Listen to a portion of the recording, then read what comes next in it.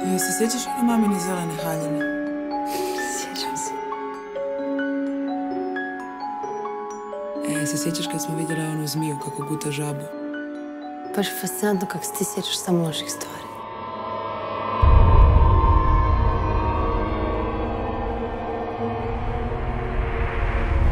O čemu si ti točno došla pričati s njim? To ću samo postaviti neko pitanje.